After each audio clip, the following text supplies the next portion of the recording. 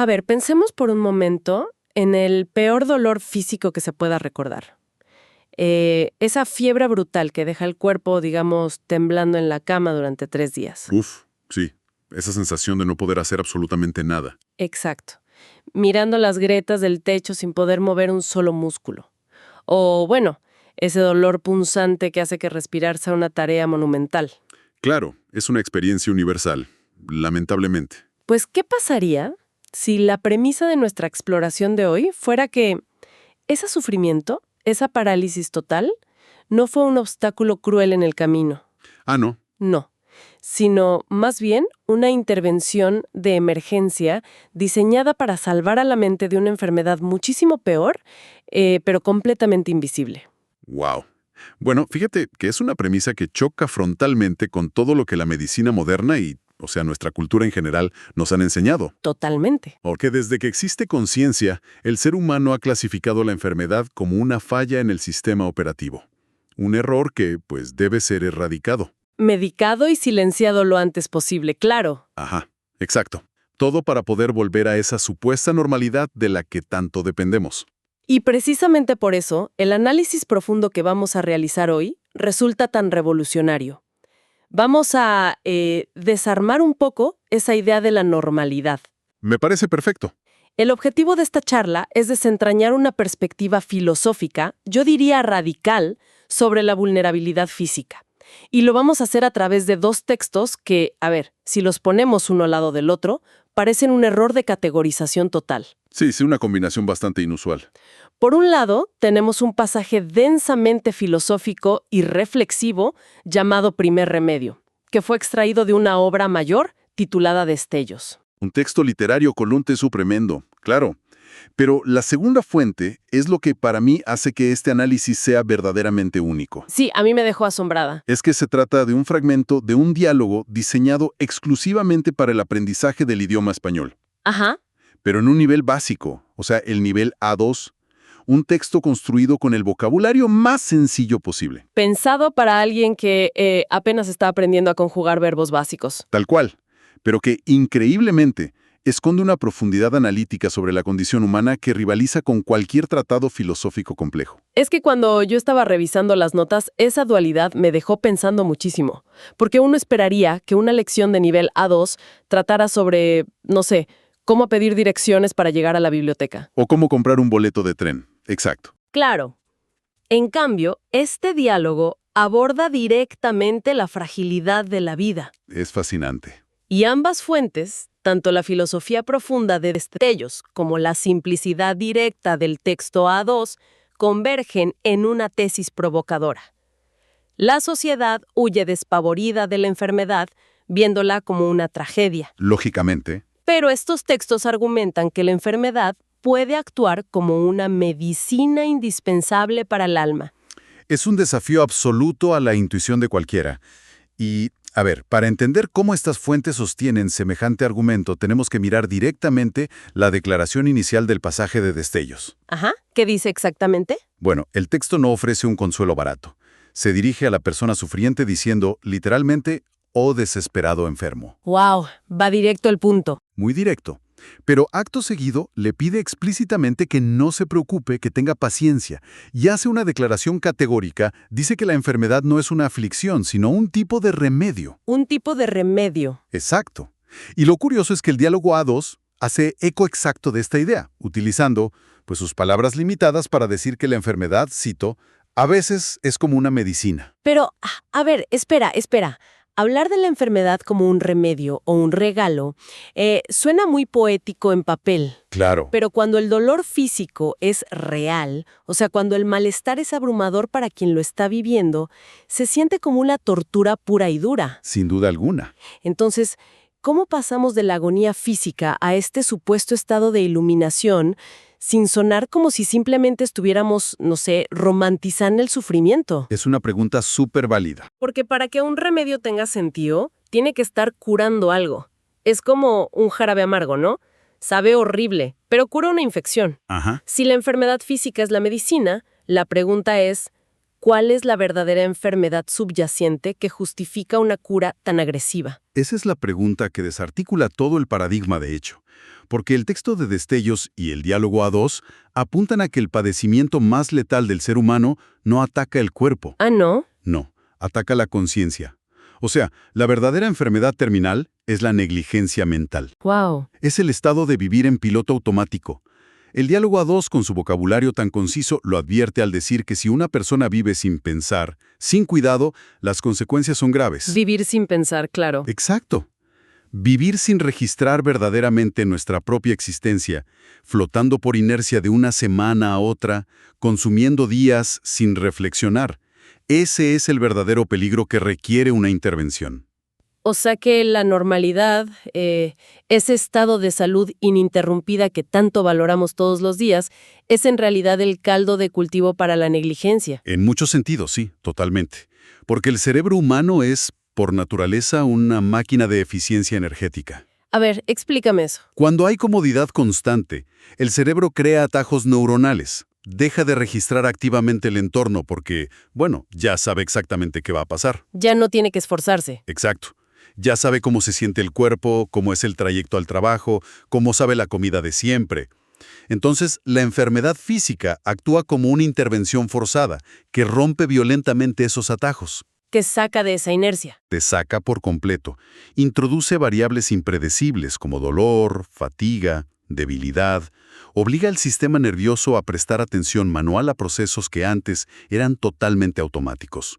¿Sabes que esa idea de volver a lo manual explica perfectamente por qué el texto de nivel A2 es tan adecuado para este tema, a pesar de su aparente simplicidad? ¿Por qué lo dices? Porque cuando hay una enfermedad grave, el mundo entero se encoge. Ah, claro. Las ambiciones complejas, los problemas de la oficina, las preocupaciones abstractas, o sea, todo eso desaparece. La existencia se reduce a conceptos de nivel básico. Sí, dolor, alivio, hambre. Sed, frío, sueño. Exacto. La enfermedad nos despoja de toda esa complejidad superficial y nos deja solo con el vocabulario esencial de la supervivencia, como en el nivel A2. Es que la enfermedad simplifica la vida a su esencia más pura. Y una vez que entendemos que la intervención física cura la negligencia mental, las fuentes nos llevan a evaluar el costo de esa negligencia. ¿Qué nos cuesta vivir así? Exacta. ¿Qué es exactamente lo que estamos perdiendo cuando vivimos en ese trance automático? Y para responder a esto, fíjate que ambos textos abandonan el lenguaje médico y adoptan sorprendentemente una metáfora estrictamente económica. El concepto del capital Así es. es súper interesante, porque ambos textos definen el transcurso de la vida humana como un capital finito, o sea, una riqueza que se está consumiendo a cada segundo. Y que no vuelve. Que no vuelve, exacto. El texto de Destellos lanza una advertencia muy específica. Dice que si la vida se vive con comodidad y negligencia, este capital pasa aún más rápido. Pasa volando. Ese capital, la inversión se pierde por completo. Se declara la bancarrota existencial. Totalmente. Es como una cuenta bancaria con un saldo que caduca al final del día. Esa es una gran analogía. Si se gasta en distracciones o en modo automático, lo que el texto llama comodidad, el saldo llega a cero sin haber adquirido ningún activo de valor real, que serían los frutos. Y fíjate en la asociación de palabras que hacen ahí. Destellos empareja comodidad directamente con negligencia. Es fuerte eso. Es muy fuerte, porque en la cultura contemporánea la comodidad es el objetivo supremo. O sea, se diseñan aplicaciones, colchones, vehículos, rutinas enteras con el único propósito de eliminar cualquier fricción de la experiencia humana. Queremos que todo sea fácil, fluido. Fluido, indoloro y sin esfuerzo. Pero el texto sugiere que la falta de fricción es exactamente lo que evapora el capital. Claro, es como, pensemos en el concepto de los cuadros por segundo en una cámara de video. A ver. Cuando hay comodidad extrema y cero fricción, la mente graba la vida a un cuadro por segundo. Un mes entero se comprime en un parpadeo porque no hubo nada que obligara a la conciencia a detenerse y procesar la información. ¡Guau, sí! Llegamos a diciembre y decimos, oye, ¿en qué momento se acabó el año? Nos pasa a todos. Exacto. Eso es la bancarrota del capital de la que hablan. No hay recuerdos densos, no hay frutos. Esa analogía visual explica el mecanismo interno a la perfección. La comodidad borra los marcadores de tiempo. Al no haber desafíos que requieran una presencia activa, el cerebro simplemente descarta la información por considerarla irrelevante. Y el capital se gasta a lo tonto. Se gasta sin adquirir ningún activo a cambio. Y ojo, los frutos que menciona Destellos no son logros materiales, ¿eh? Claro, no hablan de dinero. Para nada. Son momentos de conciencia plena, revelaciones internas, la apreciación aguda de un instante.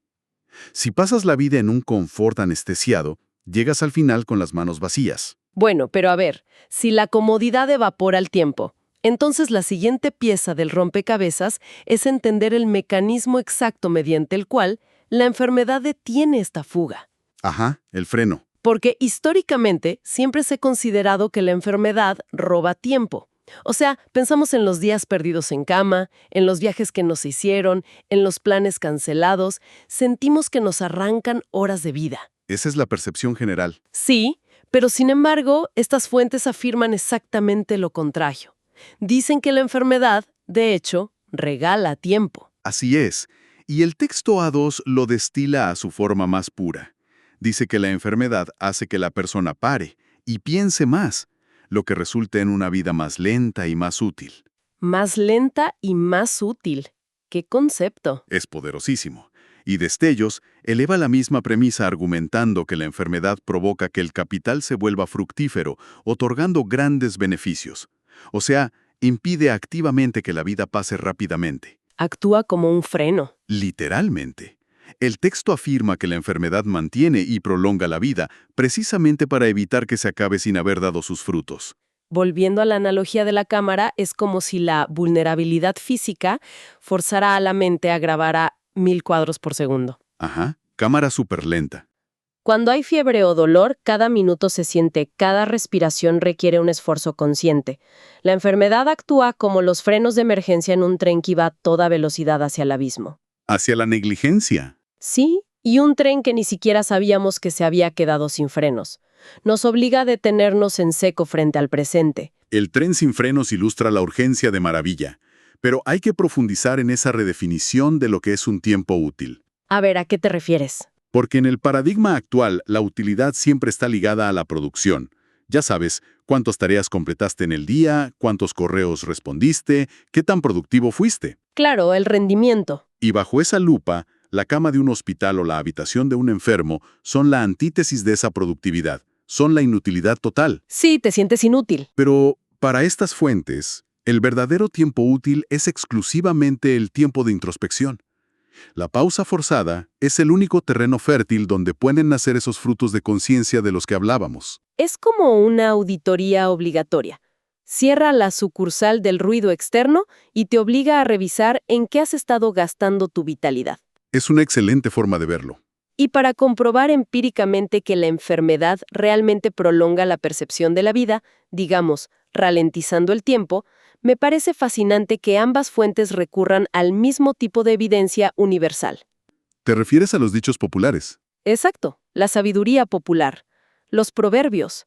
Es que es un patrón que no puede ser coincidencia.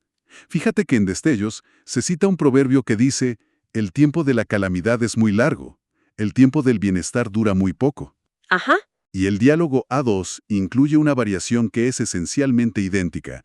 Dice: el tiempo de la dificultad es largo, pero el tiempo de bienestar es corto. Es increíble que usen el mismo recurso. Es que ambos textos utilizan el sedimento de la experiencia humana, destilado en forma de proverbio, para demostrar que su teoría sobre el tiempo es una realidad psicológica innegable. Y es una relatividad que trasciende cualquier explicación científica, o sea, es puramente vivencial. Para quienes nos escuchan, pensemos en unas vacaciones idílicas. ¿Qué ganas? Sí, una semana entera sin preocupaciones, con clima perfecto y descanso total. Esa semana simplemente se evapora. Se va en un segundo. El último día llega con una sensación de incredulidad, como ya se acabó. Pero en contraste, 3 noches lidiando con una infección estomacal severa, mirando el reloj de la mesa de noche avanzar minuto a minuto, se perciben como si hubiera transcurrido una década. Esa dilatación del tiempo es innegable, la hemos sentido todos. Pero aquí es donde la filosofía de las fuentes exige un salto cualitativo importante de nuestra parte. ¿Hacia dónde? Porque reconocer que el tiempo de dificultad es largo es fácil, o sea, todos lo hemos sufrido. El verdadero reto intelectual que nos plantean es dejar de ver esa lentitud como un castigo colateral. Y empezar a verla como ¿qué? Empezar a verla como el objetivo central de la intervención. Conciencia. Claro que sí. Pero si esa calamidad se siente tan insoportablemente larga, ¿no cruza la línea hacia la tortura? Entiendo tu punto. O sea, ¿cómo logran estos textos transformar una eternidad dolorosa, estando atrapados en una biología que falla, en un regalo?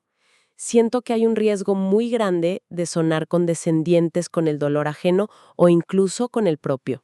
Y es una tensión ética y filosófica muy válida. No hay que ignorarla. Pero el argumento no es que el dolor en sí mismo sea hermoso o deseable para nada. Ah, menos mal. El argumento es sobre la atención. Cuando uno experimenta esa noche interminable de fiebre, sintiendo el peso de cada minuto, significa que, quizá por primera vez en meses o años, hay una conciencia absoluta e inquebrantable del propio cuerpo y de la propia existencia en el tiempo presente. La tensión manual de la que hablábamos antes. Exactamente.